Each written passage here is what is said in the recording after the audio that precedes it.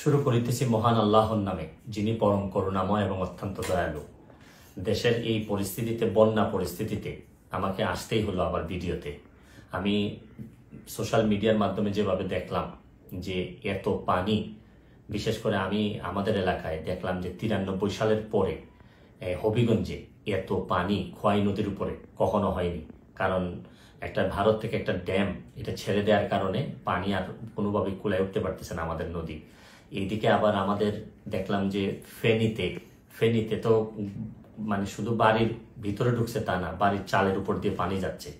এরকম কুমিল্লা, বিভিন্ন দেশের বিভিন্ন জায়গায় যেভাবে বন্যায় আক্রমণ করছে।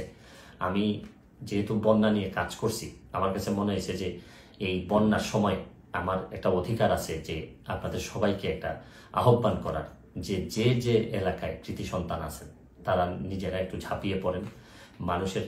কারণ দূর থেকে বন্যা বলতে আমরা পানি দেখি, কিন্তু আপনি যদি কাছে যান, প্রতিটা পরিবার যে কি পরিমাণ কষ্ট হয়, কাছে গেলে বুঝতে পারবেন যে মানুষের কষ্ট।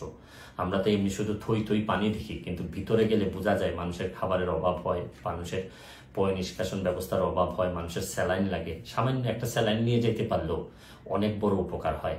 আমি বিশেষ করে প্রধান উপদেষ্টা মহোদয় ডক্টর মোহাম্মদ ইউনূস সাহেবকে অনুরোধ করব যে সারা দেশে ওনার তো তৃণমূলে কাজ করার অভিজ্ঞতা আছে, উনি যদি একটু ব্যবস্থা নেন মানুষ অনেক বেশি শান্তি পাবে। কারণ আমি আরেকটা জিনিস, আমি আমার এলাকায় নিজের হবিগঞ্জের যারা যারা আছেন, যারা আমাকে আমার আত্মীয় স্বজন যারা ফলোয়ার আছেন, তাদেরকে বলবো যে আপনারা যেভাবে পারেন আমাদের এলাকার, অন্তত এলাকার মানুষগুলারে সেভ করার চেষ্টা করেন।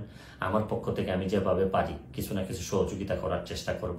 কারণ সবাই একসাথে দাঁড়াইলেই দেশের যে কোনো দুর্যোগে আমরা মানুষের কল্যাণ কিছু করতে পারবো। আমরা বহু মানুষ আছি, হয়তো মানুষ একটু বিপদে পড়লেই কাজে আসতে পারি, হয়তো আমরা চেয়ে ঘুরে বেড়া না, আমরা হয়তো অনেক বেশি প্রতিবাদকারী না, বা সব জায়গায় দাঁড়ায় যেতে পারি না, অনেক লিমিটেশন নিয়েই মানুষ হিসাবে বেঁচে থাকি। তারপর চেষ্টা করেন যে সবাই মিলে অন্তত বন্যা দুর্গতরে সবকিছুর ঊর্ধ্বে উঠে বন্যা যারা দুর্গত তাদের পাশে দাঁড়াবেন, এইটুকু আমার আপনাদের কাছে আহ্বান, আপনাদের কাছে চাওয়া। তারপর আমি একটা জিনিস বলি যে খুব খারাপ, এখনো আমাদের এলাকায় নদী ভাঙ্গন দেখা দেয়নি, নদীর চারদিকে পানি পড়তেছে। যদি ভাঙ্গন দেখা দেয়, খুবই খারাপ অবস্থা হয়, তাহলে আমার আপনারা নিশ্চিত থাকতে পারেন আমি যেভাবেই হোক সশরীরে আপনাদের মাঝে হাজির হব। আমি চেষ্টা করবো আমার সর্বস্ব দিয়ে যাদের জন্য আমি শপথ নিয়েছিলাম তাদের পাশে দাঁড়ানোর। ভালো থাকবেন, সুস্থ থাকবেন।